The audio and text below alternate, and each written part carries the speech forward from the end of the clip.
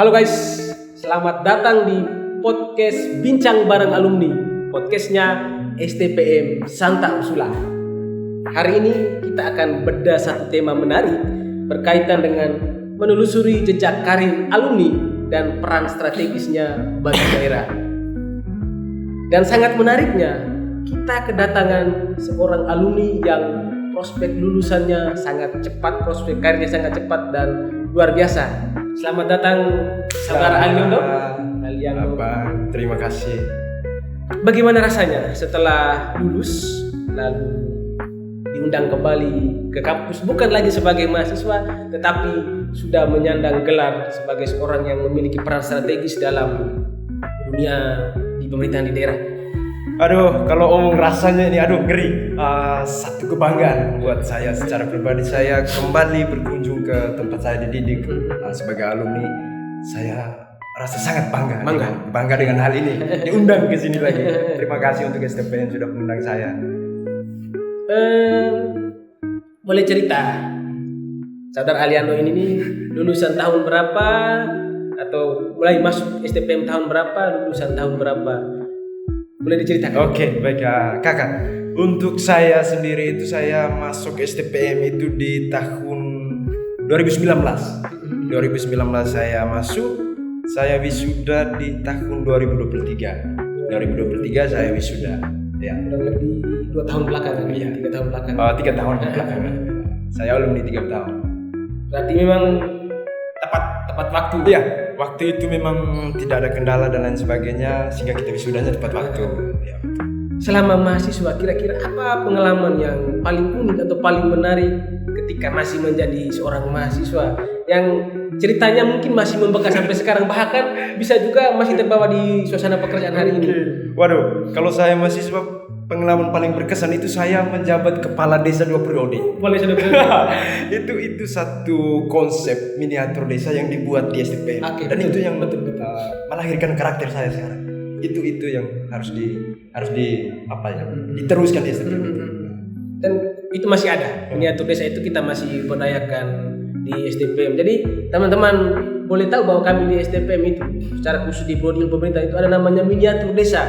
Jadi para kepala desanya itu nama ketua kelas atau komisaris kelas itu kami ganti jadi kepala desa. Ada struktur desanya dan implementasi program pelaksanaan di kelas itu seperti di desa. Dibuat seperti desa. Dan ini buktinya bahwa saudara Aliando akhirnya merasakan itu dan memberikan dampak yang baik bagi dunia pekerjaan di hari ini. Betul. Nah, lalu sekarang kan kita tadi bicara soal alumni dong. Sekarang kira-kira bisa digambarkan apa pekerjaan teman Aliando hari ini biar publik juga tahu bahwa kami tidak undang orang-orang yang mungkin alumni yang. Iya baik, kakak. Saya lengkapnya itu Albertus Dida Dijogo, sapanya Aliando. Untuk saat ini saya sebagai koordinator wilayah Badan Gizi Nasional Kabupaten Ende. Korwil Ende. Kabupaten Ende. Untuk Kabupaten Ende. Jadi untuk Kabupaten Ende itu di saya koordinator. Bagaimana proses transisi itu bisa terjadi nih? Lulus tahun 2023, lalu di tahun 2025 sampai sekarang itu kan langsung jadi korwil. Mungkin bisa diceritakan kira-kira apa prosesnya akhirnya hari ini saudara bisa jadi korwil? Ya betul. Setelah saya lulus ya kakak, saya lulus tahun 2023 itu 21 November. Saya lulus, 1 bulan kemudian itu saya bekerja di Badan KPU. Waktu itu kan zaman pemilu kan. Ya saya jadi ketua PPS di Desa Tenda Bepa, Kecamatan Nangapenda bersama dengan alumni kita juga, Kak Farel, Kak Kenso waktu itu. Mereka alumni banyak yang ditarik ke Badan KPU. Setelah selesai semua, saya berpindah lagi kakak. Saya terbang ke Kalimantan itu sempat ke Kalimantan. Sebagai wartawan. Waktu itu wartawan KPK Sigap. Di Penajam yang saat ini ibu kota. Di sana hanya bertahan 3 bulan. Itulah dinamika dan lain sebagainya. Ya, akhirnya 3 bulan saya balik lagi ke Ende. Di akhir 2024 itu ada perekrutan SPP. SPP itu Sarjana Penggerak Pembangunan Indonesia yang digagas oleh Bapak Prabowo. Waktu itu saya ikut seleksi awal di tahun 2025 sampai pertengahan 2025 kami pendidikan dan lain sebagainya, akhirnya lulus. Nah, di 2025 akhir di bulan 7 itu kembali penempatan di sini sebagai pegawai Badan Gizi Nasional, pegawai biasa. Masih pegawai biasa. Akhir 2025 itu baru evaluasi kinerja kan? Evaluasi kinerja, syukur puji Tuhan kita punya kinerja bagus dan lain sebagainya. Akhirnya per tanggal 1 2024 diangkat menjadi koordinator Badan Gizi di tingkat kabupaten. Itu kalau bicara transformasinya dari biasa sampai sekarang. Ini luar biasa ini nih. Dididik di kampus Santa Ursula dengan pengalaman-pengalamannya, akhirnya kemudian hari ini sudah menjadi koordinator di Kabupaten Ende berkaitan dengan Badan Gizi Nasional. Mungkin sebelum kita bicara sedikit tentang bagaimana implementasi MBG di Kabupaten Ende, bisakah ceritakan selain Taman Aliando, ada juga kah alumni-alumni kita yang lain mungkin berkiprah di dunia yang sama atau secara khusus di Kabupaten Ende yang ada di bawah naungan? Oh ya baik. Untuk angkatan saya sendiri banyak kakak. Angkatan 2023, 2022, 2020 bahkan sampai ada yang 2017. Kalau kakak ingat itu ada namanya Melkianus Guka, senior saya di STPM.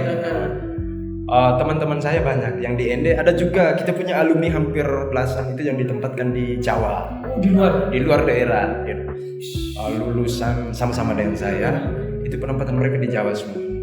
Kalau yang di Ende sini setahu saya selain Eja Aliando ada juga Kenzo ya? Ya Kenzo, Farel Dala, Vicky Tera, ya, betul, ada Vicky Tera, Melki Guka, ada lagi teman-teman Rizal, Anasos Rizal, teman-teman angkatan kami. Jadi bukan hanya Aliando hanya saya, tapi ternyata ada banyak alumni yang kemudian langsung mendapat peran strategis dan langsung diangkat menjadi. Mereka sudah ASN ya sebutannya? Semuanya sudah ASN kan? ASN per 1 Januari kemarin. Oke, karena sekarang menjadi korwil di BGN-nya Kabupaten Ende, saya mau tanya sedikit sih. Kira-kira apa fokus utama dari Badan Gizi Nasional di Kabupaten Ende? Target-target utama dari BGN secara khusus sebagai korwil, Anda melihatnya seperti apa? Kalau bicara fokus ya, saya melihat banyak sekali keadaan yang memang kita perlu benahi. Karena fokus utamanya adalah intervensi gizi kakak. Intervensi gizi terhadap anak-anak ini. Intervensi gizi terhadap kader-kader kita sebagai persiapan untuk tahun 2045 kan 100 tahun Indonesia. Untuk fokus tujuannya di 2045 itu kita intervensi dari sekarang soal gizinya. Kemudian fokus kedua itu adalah pemberdayaan. Pemberdayaan ekonomi, pemberdayaan sosial dan lain sebagainya itu. Bicara soal pemberdayaan pasti tidak jauh dari itu memang basic kita memang. Ini saya menggali ini. Kira-kira pengalaman di kampus apa yang kemudian menjadikan Aliando ini orang yang kemudian memegang wilayah Kabupaten Ende? Bentuk-bentuk pengalaman praktis yang didapatkan di kampus seperti apa sehingga kemudian itu bisa dibawakan ke lingkungan kerja? Iya kakak, saya di zaman saya ya, kurang tahu sekarang, tapi kalau di zaman saya itu kami belajar dasar-dasar ilmu pemerintahan. Itu yang kemudian pendidikan anti korupsi, manajemen konflik. Relevansi, saya rasa relevansi dengan pekerjaan saya sekarang. Pengalaman juga, kami itu diberi ruang untuk menjadi pemimpin sejak masa kuliah. Betul. Salah satu tadi kepala desa tadi. Jadi zaman saya itu kakak, kalau pengalaman saya kepala desa dari semester 1 sampai semester 5, hitungan 2 periode. Dan pemilihan, kami lakukan pemilihan sesuai dan kami adopsi betul Undang-Undang nomor 6 tahun 2014 itu kita adopsi betul. Nah itu pengalaman yang melahirkan karakter saya sekarang. Selain pembelajaran dari kampus ya, karena kita ada bukan hanya soal pembelajaran saja, tapi ada pendidikan atau pembinaan lain kepada kami, macam wirausaha, pendidikan karakter, itu yang ada di STPM yang melahirkan kita sekarang. Dan menariknya bahwa miniatur desa itu sampai sekarang masih hidup. Iya. Bahkan kami sudah buat pedomannya, namanya pedoman miniatur desa yang kemudian dijadikan sebagai undang-undang desanya miniatur desa di sini. Iya, betul. Dan pemilihan kepala desanya kami lakukan secara serentak dan implementasinya dilaksanakan dengan baik di bawah naungan teman-teman himpunan program studi, baik di pemerintahan dan juga di sosiatri. Mereka juga ada laboratorium pemberdayaan yang kemudian bisa menggerakkan bagaimana mahasiswa diberdayakan sejak mahasiswa nanti ketika ketemu dengan dunia pekerjaan, sama seperti saudara. Satu lagi pengalaman menariknya STPM ini punya gaung turnamen yang besar. Oh iya. Turnamen volley itu sangat menurut saya ya, saya bicara sebagai alumni, sangat berpengaruh. Kenapa? Karena waktu itu kami masih semester 1-2 itu sudah dikasih tanggung jawab nih dari kampus. Waktu itu saya ingat betul awal saya 2019 saya sebagai ketua seksi keamanan. Tahun awal itu itu tanggung jawab itu yang melahirkan karakter ini. Itu pengalaman saya sewaktu di sini. Oke, ini menarik ini nih.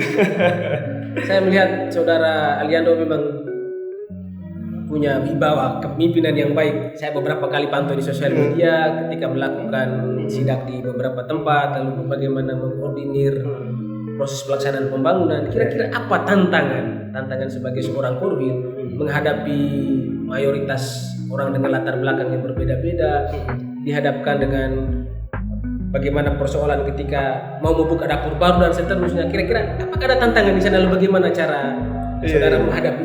Kalau bicara tantangan banyak, tantangan itu banyak dimanapun, tantangan banyak. Kalau di saya sendiri tantangan paling pertama itu kita punya wilayah topografi. Kita sadar betul ini wilayahnya bukit per bukit. Kemudian tantangan kedua itu pemahaman kakak. Karena kita ini badan baru, lembaga baru, belum bisa diterima oleh semua masyarakat. Itu yang menjadi tantangan penting. Lalu sebagai korwil bagaimana menghadapi itu? Bagaimana ketika menerima kritikan dan tanggapan seperti itu, Anda sebagai korwil bagaimana menanggapi semacam pressure dari masyarakat atau suara-suara dari masyarakat yang ada yang menerima dan ada yang tidak menerima?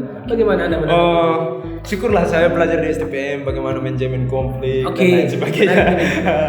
Dari situ saya mencoba memberikan sosialisasi dimanapun saya berada. Saya menggambarkan bahwa ini program ini baik, program ini bagus. Karena memang nyatanya seperti itu. Kita menggambarkan, kita mengingatkan. Itu tingkat sosialisasi lah, kita beri pemahaman. Yang kemudian yang lainnya itu saya perketat. Saya ada rekan-rekan saya yang di SPPG di kecamatan sama itu kita perketatkan soal SOP-nya biar kita tunjukkan bahwa ini barang gizi yang baik yang ini. Kemudian untuk press isu-isu dan lain sebagainya kita bangun komunikasi. Saya berupaya untuk membangun komunikasi humanis dengan siapapun. Karena tujuannya bukan untuk saya, tapi tujuannya untuk kita semua, untuk Indonesia lah. Lebih tepatnya untuk sapura adik-adik. Karena kalau mau bicara pengalaman, saya ini salah satu yang dari kecil tidak pernah diintervensi gizi kan. Makanya saya tidak mau terjadi terhadap sapura adik-adik.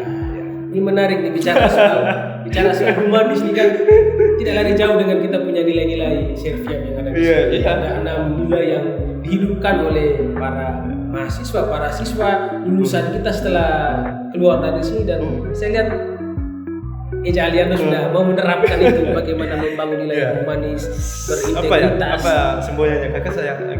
Serviam. Ya, Serviam. Saya mengabdi. Betul. Nah itu saya tidak tahu kakak, cuma itu sudah melekat dalam pribadinya saya. Oh ini pengabdian saya, ini tugas saya.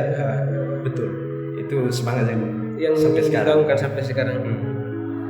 Lalu ini kalau kita bicara soal korelasi antara Anda di kampus dan juga setelah keluar, saya sudah dapat titik tengahnya bahwa ternyata STPM membentuk karakter, membentuk pribadi dari saudara Aliando. Nah, sekarang STPM ini lagi penerimaan mahasiswa baru. Sebagai seorang alumni pasti punya tanggung jawab juga untuk keberlanjutan kampus ini. Sedikit saya menginformasikan bahwa STPM hari ini sedang penerimaan mahasiswa baru dan sudah masuk gelombang kedua pendaftaran.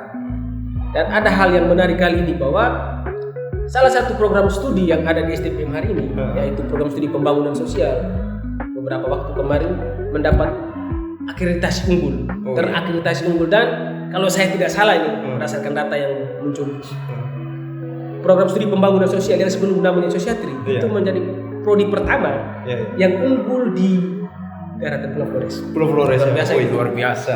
Dan belakangan ini sudah muncul di 1-2 kampus yang ada di Momere. Tapi yang paling pertama unggul adalah STPM dan prodi pembangunan sosial. Ada 2 program studi, satunya program studi ilmu pemerintahan yang kebetulan saya alumninya. Alianto dari ilmu pemerintahan. Lalu sekarang kami lagi penerimaan mahasiswa baru. Nah, ini saya mau dengar, teman-teman sudah dengar sendiri tadi kiprah alumni yang selama perkuliahannya akhirnya terbentuk juga di dunia pekerjaannya.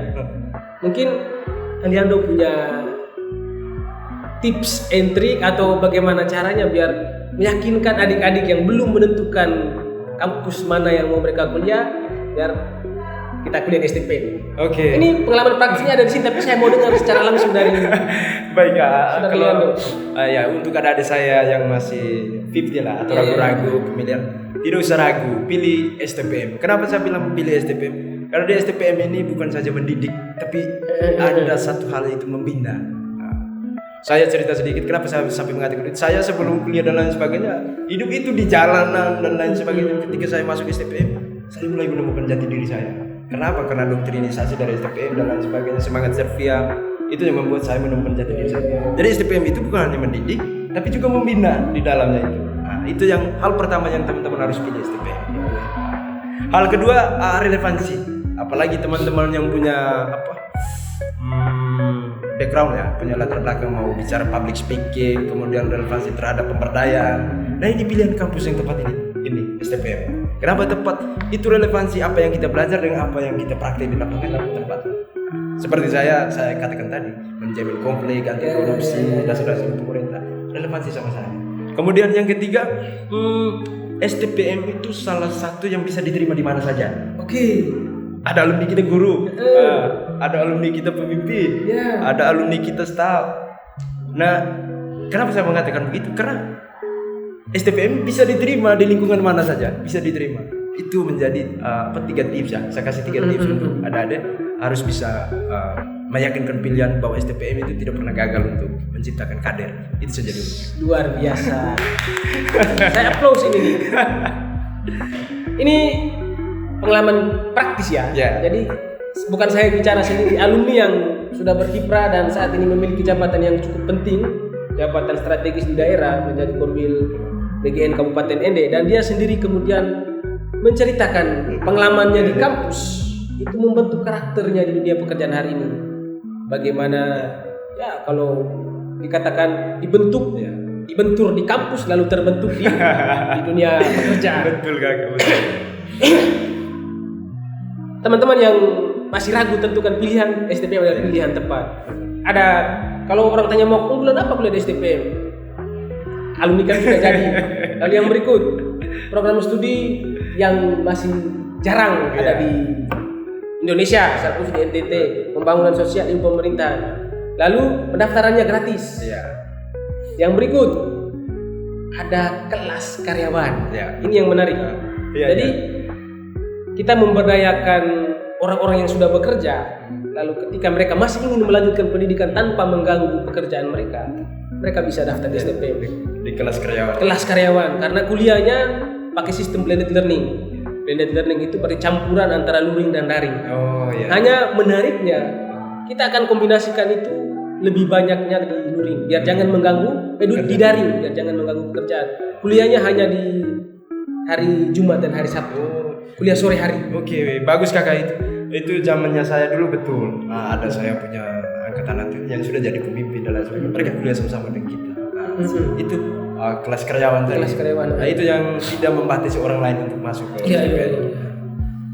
Jadi bagi saudara-saudari yang hari ini bingung sementara kerja tapi masih bingung mau kuliah, STPM adalah pilihan yang tepat.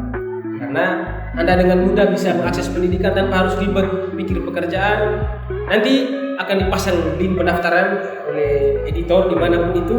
Silakan diklik atau di kolom deskripsi akan dipasang link pendaftarannya. Bisa chat di sana. Kami akan siapkan juga dengan kontak person. Bisa hubungi kami untuk memudahkan Anda mendaftar di STPM. Jadi kuliahnya ini punya program studi yang unggul, lalu jarang ada di Indonesia dan juga di NTT pada khususnya. Lalu ada kelas karyawan, pendaftaran gratis, ada juga beasiswa. Oh ya. Saudara kemarin lulus dengan reguler atau menerima beasiswa? Saya reguler. Oh reguler, tidak. Tapi ada teman-teman saya yang lulus beasiswa. Ada kan? Ya. Ya. Kita punya 2 jenis beasiswa yang hari ini ada. Ada beasiswa Ursulin, itu dari Yayasan Ursulin bagi para pelajar, para mahasiswa yang ada di bawah naungan Ursulin. Lalu ada juga beasiswa pemerintah yaitu beasiswa KIP atau KIP.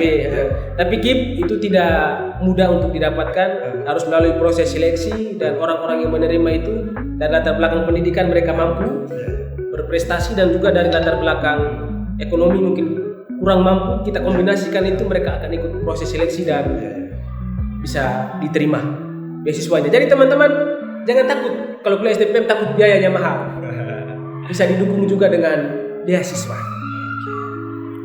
Lalu jangan tunggu lama-lama nanti kehabisan kuota. Apalagi kelas karyawan, jumlahnya terbatas. Langsung daftar saja. Yang berikut ini kita masih kembali kepada Eja Aliando. Ya, lebih enak saya panggil Eja saja. Eja orang Ende. Apa pesan yang mungkin Aliando sampaikan atau berikan kepada alma mater dan juga kepada mahasiswa dan juga kepada calon mahasiswa? Oke, baik. Untuk alma mater saya pikir pesan saya sebagai alumni ya tetap pertahankan cara edukasinya, tetap pertahankan cara mendidik, tetap pertahankan cara membinanya. Kemudian untuk para mahasiswa saya berpesan untuk harus lebih aktif khususnya dalam kelas, karena menurut saya ya STPM itu yang memberi ruang untuk kita semua. Dulu saya awal itu prinsip saya adalah bisa berbicara, karena hobi saya juga public speaking kan. Oke. Jadi masuk awal saya STPM itu hanya karena mau melatih saya bisa bicara waktu awal. Jadi saya pesan untuk mahasiswa, untuk adik-adik saya, bersiaplah dengan tantangan dan lain sebagainya. Tetapi ini adalah ruang baik buat kalian belajar, mencari tahu, ada perpustakaan, ada laboratorium di STPM itu digunakan dengan baik untuk kepentingan masa depan. Dan untuk adik-adik saya yang mau masuk atau belum mendaftar, silakan mendaftar ke STPM seperti yang sudah kakak jelaskan tadi, dan lihatlah kami sebagai alumni dan lain sebagainya. Itu menjadi flashback atau menjadi tolak ukur adik-adik untuk memilih STPM. Saran saya setelah ini mungkin bisa pilih STPM sebagai kampus untuk adik-adik.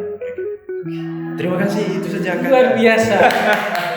Saya senang sekali hari ini bisa ngobrol bersama dengan alumni terbaik Eja Aliando yang sudah menunjukkan kapasitas dan kualitasnya ketika di kuliah dan diterapkan di dunia nyata dan mendapat jabatannya sangat strategis. Terima kasih banyak untuk kehadirannya. Terima kasih kakak. Berkat kedatangan Aliando bisa membuka mata kepada publik bahwa ternyata STPM itu sudah menjadi kewajiban kami sebagai alumni.